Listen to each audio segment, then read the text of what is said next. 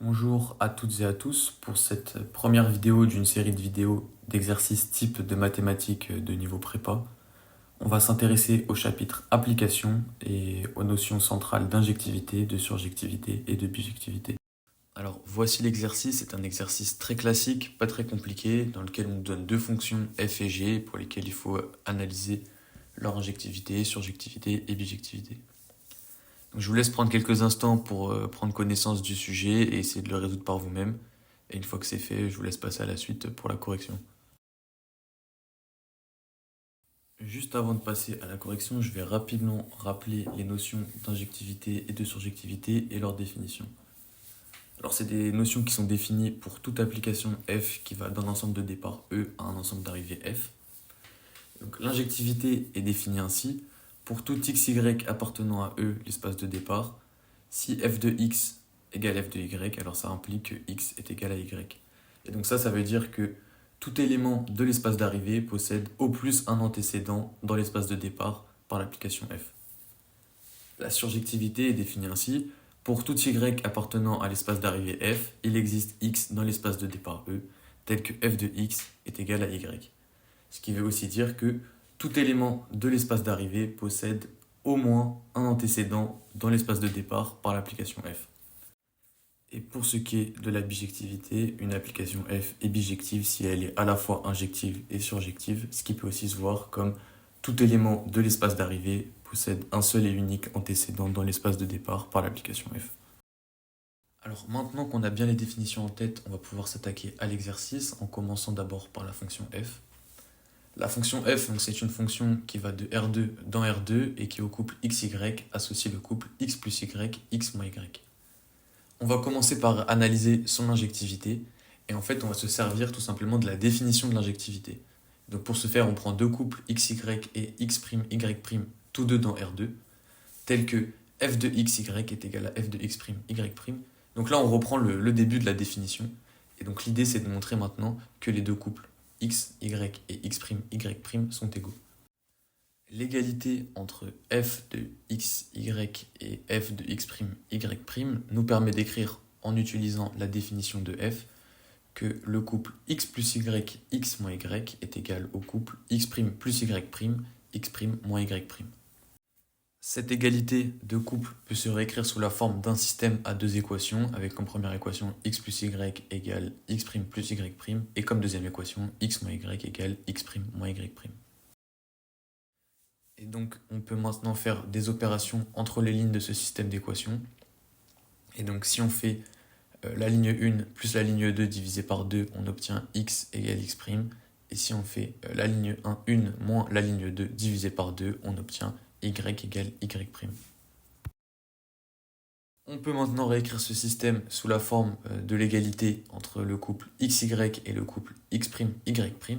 Et donc, on a réussi à montrer que si on prenait deux couples xy et x'y' tels que f de xy est égal à f de x'y', alors on a xy égale x'y'. Et donc on obtient bien l'injectivité de la fonction f. Maintenant qu'on a l'injectivité de f, on va s'intéresser à sa surjectivité. Et donc encore une fois, on va se servir de la définition. Et donc pour ce faire, on va prendre un couple AB dans R2 et un couple XY dans R2, tel que AB est l'image de XY par l'application F. Et donc ça, c'est équivalent en se servant de la définition de F au fait que le couple AB est égal au couple X plus Y, X moins Y. Et donc encore une fois, on peut réécrire cette égalité entre deux couples comme un système à deux équations et on obtient A égale x plus y et B égale x moins y. En faisant l'opération ligne 1 plus ligne 2 divisé par 2, on obtient que x est égal à A plus B divisé par 2. Et en faisant l'opération ligne 1 moins ligne 2 divisé par 2, on obtient que y est égal à A moins B divisé par 2. Et donc ça, c'est équivalent au fait que le couple xy est égal à A plus B divisé par 2, A moins B divisé par 2. Or, A et B étant des réels, on a que le couple A plus B divisé par 2, A moins B divisé par 2 appartient à R2. Et donc, par définition, on a que pour toute AB dans R2, il existe bien XY appartenant à R2, tel que f de XY est égal à AB. Ainsi, f est surjective. Et maintenant qu'on a à la fois l'injectivité et la surjectivité, on est en mesure de dire que f est aussi bijective. On s'intéresse donc maintenant à la fonction g qui va de R dans R et qui a x associe x plus 1 sur 1 plus x carré. Et encore une fois, donc on s'intéresse aux mêmes aspects que pour la fonction f. Cette fois-ci, on va utiliser une autre méthode que les définitions d'injectivité et de surjectivité, et on va s'intéresser à la monotonie de la fonction g. Alors pourquoi est-ce qu'on s'intéresse à la monotonie? C'est parce qu'en fait on a un théorème qui nous dit que si une fonction f est strictement monotone et continue, alors elle est bijective. Et donc c'est ce qu'on va essayer de montrer ici. On va étudier la monotonie de g et essayer de montrer qu'elle est strictement monotone et continue, ce qui impliquerait alors qu'elle est bijective et donc à la fois injective et surjective. Pour faire cette étude de la monotonie de la fonction g, on va étudier sa dérivée. Donc avant toute chose, on vérifie que g est bien dérivable sur R. C'est le cas ici, car c'est la somme de deux fonctions dérivables sur R.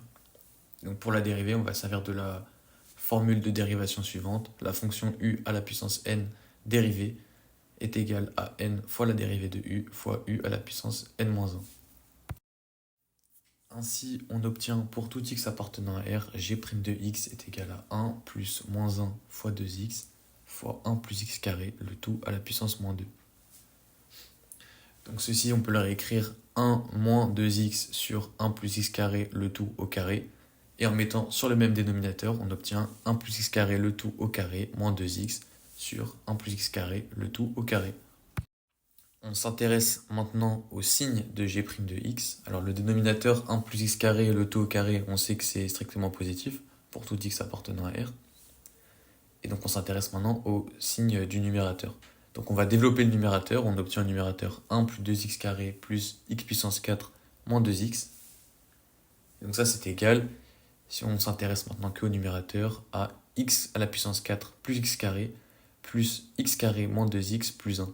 On a séparé les deux x carrés pour faire apparaître une identité remarquable qu'on va pouvoir factoriser et donc être sûr qu'on a bien des sommes de termes positifs. Donc c'est bien le cas, on a x puissance 4 qui est positif, x carré qui est positif et x moins 1 le tout au carré qui est positif. Donc pour tout x appartenant à R, g' de x est strictement positif. Et donc on obtient que g est strictement croissante sur R et continue sur R d'après les théorèmes de continuité. Et donc g est bijectif d'après le théorème que nous avons vu précédemment. Et donc l'exercice touche à sa fin. N'hésitez pas à liker la vidéo, la partager autour de vous et à vous abonner à ma chaîne pour voir d'autres vidéos du même genre.